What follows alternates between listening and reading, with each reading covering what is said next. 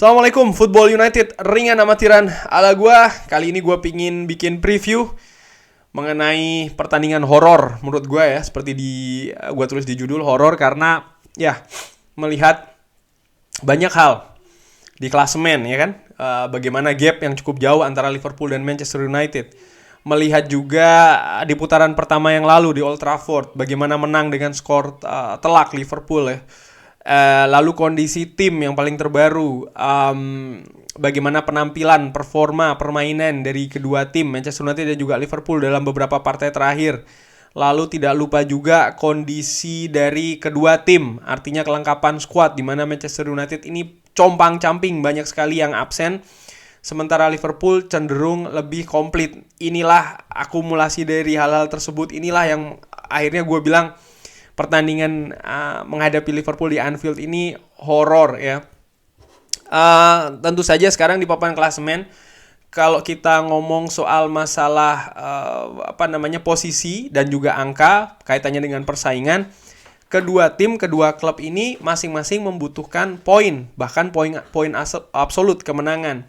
Kenapa? Karena Liverpool sedang dalam perburuan gelar juara dengan Manchester City. Liverpool saat ini berada di peringkat ke-2. Bagaimana dengan Manchester United sendiri?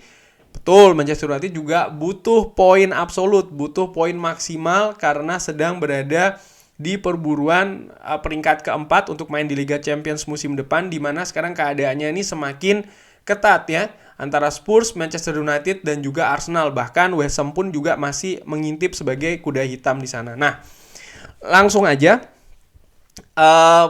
Liverpool ketika bermain di Anfield ini menjadi satu-satunya tim ya di Liga Inggris yang belum pernah kalah. Luar biasa. Dari 15 kali main, 12 kali menang, 3 kali seri, belum pernah kalah. 39 kali membuat gol dan hanya 7 kali kebobolan. Jadi kalau 15 kali main, 7 kali kebobolan, 2 pertandingan dia baru kebobolan 1, atau rata-rata per pertandingan itu kebobolannya 0,5, di bawah 1. Sangat-sangat luar biasa. Sementara Manchester United, rekor away-nya ini cukup compang-camping. Dari 15 kali main, 6 kali menang, 5 kali seri, 4 kali kalah. Memasukkan 24 dan kebobolan cukup banyak, 23. Nah, menurut gua ini juga menjadi catatan tambahan kenapa partai ini nanti ini adalah partai yang lagi-lagi gue bilang partai horor. Nah, cuman yang agak sedikit menarik adalah gue ini berusaha untuk iseng-iseng aja, iseng amatiran, gue melihat ke beberapa partai Liverpool ya, di mana menurut gue Liverpool ini cukup kesulitan untuk bisa memenangkan pertandingan atau mengambil poin, katakanlah demikian. Dimulai dari pertandingan menghadapi Benfica, berakhir dengan 3-3 di Anfield di leg kedua. Sekalipun berhasil menahan imbang, tapi Benfica ini tidak lolos. Cuman menurut gua bisa menahan imbang 3-3 Liverpool di Anfield ini cukup luar biasa. Bukan hanya berhasil menahan imbang, tapi berhasil menjebol gawang Liverpool 3 kali. Menurut gua ini juga merupakan catatan bagus. Nah, dari situ gua coba berusaha untuk melihat seperti apa sih kira-kira yang dimainkan oleh Benfica. Gua melihat dari posisi yang average atau posisi rata-rata dari para pemain Benfica. Nah, di situ gua melihat mereka ini cukup menumpuk pemain di lini tengah ya. Bisa dilihat di grafis ini, di gambar formasi ini, kurang lebih ini posisi rata-rata dari Benfica. Dan Benfica sendiri di pertandingan tersebut menggunakan formasi di awal ya, formasi standarnya adalah 4-2-3-1. Nah, selain menghadapi Benfica, gue juga melihat pertandingan menghadapi West Ham United, di mana pada saat itu Liverpool berhasil menang dengan skor tipis 1-0. Nah, ini posisi rata-ratanya, di mana lagi-lagi kalau bisa dilihat ada penumpukan di lini tengah di sana dari West Ham. West Ham sendiri pada saat itu menggunakan 4-4-2, di mana tadinya gue berpikir Declan Rice ini bermain di lini tengah, ternyata tidak ya. Ada Manuel Lanzini dan juga Thomas Soucek. Nah, ini yang salah satu yang fenomenal, yaitu ketika Brighton, ini sudah agak cukup lama ya, ini pertandingan ke-10 ya, di week yang ke-10 atau round ke-10, di mana Brighton ini mampu menahan Liverpool 2-2. Ini juga menurut gue luar biasa karena selain menahan imbang, Liverpool juga berhasil 2 kali membobol gawang Liverpool. Bahkan Brighton ini sempat ketinggalan dulu di babak pertama 2-1, tapi mereka mampu menyamakan kedudukan 2-2. Menurut gue ini juga luar biasa. Nah, di pertandingan tersebut ya, Brighton ini menggunakan formasi 4-2-3-1 dengan memasang 2 defensive midfielder. Ini adalah posisi rata-rata ya dari pemain Brighton di pertandingan tersebut. Bisa dilihat lagi-lagi di lini tengah ditumpuk di sana, tidak terlalu ofensif ke depan. Jadi benar-benar berusaha untuk memenangkan lini tengah dulu. Ini adalah statistik di pertandingan tersebut ya, Liverpool 2-2 dengan Brighton. Bisa dilihat, yang menarik menurut gue adalah duels, di mana Brighton ini unggul di segi duels menghadapi Liverpool. Pun juga tackling yang dilakukan ini lebih banyak. Dribbling pun juga demikian, lebih banyak ya dibandingkan dengan Liverpool. Dan seperti biasa kalau dilihat jumlah passing dan juga akurasi dari passing, Liverpool ini lebih baik daripada Brighton, dan menurut gue ini merupakan salah satu keunggulan dari Liverpool. Sementara long balls bisa dilihat jumlahnya ini lebih banyak dilakukan oleh Brighton, walaupun akurasinya lebih banyak Liverpool ya yang unggul dengan 52%. Nah, sebenarnya kenapa sih kok gue melihat formasi lalu juga posisi rata-rata, murni karena di pertandingan nanti Manchester United akan tampil pincang nih. Gua langsung berpikir, sebenarnya sudah beberapa hari yang lalu juga ya, beberapa waktu yang lalu, ini akan bermain dengan pola apa Manchester United? Apakah akan menggunakan pola 3 back, artinya 5 di belakang ya, mungkin 5-3-2 atau 5-4-1, atau menggunakan 4-2-3-1 atau menggunakan 4-3-3. Ada paling tidak 2 atau 3 opsi di sana. Nah, di sisi lain Manchester United juga harus berkaca pada kenyataan akan tampil tanpa banyak pemain kunci, utamanya di lini tengah. Sudah dikonfirmasi oleh Ralf Rangnick ya, atau diberitakan kalau Fred dan juga Scott McTominay tidak akan tersedia di pertandingan nanti. Pun juga Rafael Varane. Nah, oleh karena itulah menurut gua, di samping juga Luke Shaw ya, dan juga Edinson Cavani pastinya, dan menurut gua balik lagi ini akan menjadi ujian sangat berat ya, sangat terjal. Ini partai, balik lagi, ini partai horor kalau menurut gua. Melihat komposisi di lini tengah kemarin ketika menghadapi Norwich menggunakan Paul Pogba, Bruno Fernandes dan juga Jesse Lingard tanpa adanya seorang defensive midfielder murni di sana, Manchester United tampak kewalahan. Tapi apakah kewalahan selama 90 menit? Kalau menurut kacamata gue, ringan amatiran, sebenarnya tidak.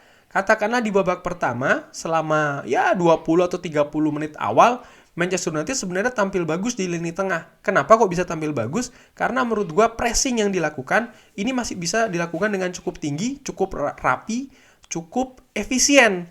Lalu setelahnya makin kendor dan makin kendor. Puncaknya adalah ketika masuk ke babak kedua, di mana sebenarnya babak pertama katakanlah di 20 menit awal ya, walaupun di awal-awal pertandingan sempat bocor ya lini belakang Manchester United, tapi setelahnya tampil cukup lumayan sampai akhirnya Norwich berhasil membuat gol pertama. Itu terlihat betul bahwa lini belakang Manchester United kacau. Bahkan setelahnya di babak kedua, ketika proses gol kedua dari Norwich itu lini tengah kacau, lini belakang pun juga demikian, kendor. Artinya apa? Sekali lagi, sebenarnya Manchester United ini bisa tampil agak sedikit lumayan. Tapi sekali lagi, seperti yang dikatakan oleh Ralf Rangnick, konsistensi itu yang tidak ada. Nah, oleh karena itulah, gue berpikir balik lagi nih, apakah Manchester United akan tampil dengan formasi seperti apa? Karena sangat-sangat terbatas. Defensive midfielder murni yang kita punya sekarang nih hanya pada sosok namanya Matic. Nah, dari situlah langsung ya, ini kita ngobrolin soal masalah komposisi. Kalau sesuai perkiraan ya, gua sih berpikir sepertinya ada kemungkinan Ralf Rangnick akan menggunakan formasi 4-2-3-1. Kalau menurut gua ya, ini perkiraan gua, Ralf Rangnick 4-2-3-1, mungkin Aaron Wan-Bissaka di kanan, Alex Telles di kiri, di tengah Lindelof dan juga Maguire, kiper De Gea, pivot 2 Pogba dengan Matic, lalu Bruno Fernandes, di kanan mungkin ada seorang Elanga di sana, di kiri Sancho, dan di depan seorang Cristiano Ronaldo. Itu perkiraan gua ya. Mudah-mudahan ya Ralf Rangnick yang lebih tahu kondisi tim. Tapi, nah ini ada tapinya. Gua pribadi sebenarnya punya pengharapan ya dengan ya analisa ringan amatiran ala gua. Sekali lagi gua cuman analisa ringan amatiran ala gua. Gua sih inginnya Manchester United tampil dengan formasi ini nih. 5-3-2 atau 5-3-1-1. Kenapa? Karena bagaimanapun juga kualitas lini belakang dari Manchester United ini tidak bagus secara kolektif maupun secara individu dibandingkan dengan lini depan dari Liverpool. Oleh karena itulah gue berpikir untuk mensiasatinya, maka secara kualitas kita kalah, kuantitas yang ditambahi. Artinya kita mau tidak mau tampil agak sedikit menumpuk di belakang supaya space atau ruang gerak dari para pemain Liverpool, utamanya pemain depan ini bisa tidak terlalu bebas bergerak. Di situ gue tempatkan Lindelof, Eric Bailly, dan juga Harry Maguire. Harry Maguire, ya gue tahu pasti banyak yang menyinggung ABCD, tapi menurut analisa gue kemarin sih di 2 proses gol ya ini analisa gue ringan amatiran, mungkin teman-teman punya analisa lain silahkan. Di Twitter gue sudah tulis itu sudah gue tampilkan juga bahwasanya 2 proses gol itu kesalahan kolektif sebenarnya. 4 pemain belakang punya peran di sana. Artinya memang secara sistem tidak terbangun dengan bagus di sana. Dan gue juga tidak melihat praktis katakanlah kalau tidak dimainkan siapa yang akan dimainkan di sana. Apakah Phil Jones yang jarang bermain akan diduetkan dengan Lindelof atau dengan Eric Bailly, 2 pemain bahkan yang jarang bermain akan bermain di laga penting. Ini kan juga menurut gue cukup riskan. Oleh karena itulah gue masih menaruh Harry Maguire di sana, Lindelof di tengah, dan Eric Bailly di kanan. Kenapa? Karena seperti yang terjadi di partai menghadapi Brighton, tackling itu menurut gue salah satu kunci di sana. Eric Bailly cukup rajin melakukan tackling, dan tacklingnya pun juga cukup sering dari sisi kuantitas. Mudah-mudahan ini bisa menjadi menambah kesulitan, dan mudah-mudahan Eric Bailly tidak melakukan hal-hal konyol ya, karena sering kadang dia kalau bermain bagus benar, tapi kalau bermain lagi tidak bagus sering melakukan hal-hal yang menurut gua hal-hal konyol. Aaron Wan-Bissaka di kanan, Aaron Wan-Bissaka sisi defensifnya lebih bagus daripada Diogo Dalot. Diogo Dalot kemarin ketika menghadapi Norwich sering bocor juga ya. Tapi ya sekali lagi Aaron Wan-Bissaka mudah-mudahan bisa menambal ya sisi kanan dari Manchester United. Di kiri tidak punya pilihan selain Alex Telles. Walaupun Alex Telles bahkan di 2 gol kemarin menghadapi Norwich punya peran di 2 gol tersebut ya. Ringan amatiran ala gua. Lini tengah defensive midfielder murni, Matic, Bruno yang menurut gue cukup rajin ya untuk melakukan pressing, bisa dimainkan lagi, dan juga seorang Pogba ya karena kita tidak punya pilihan banyak sih menurut gue.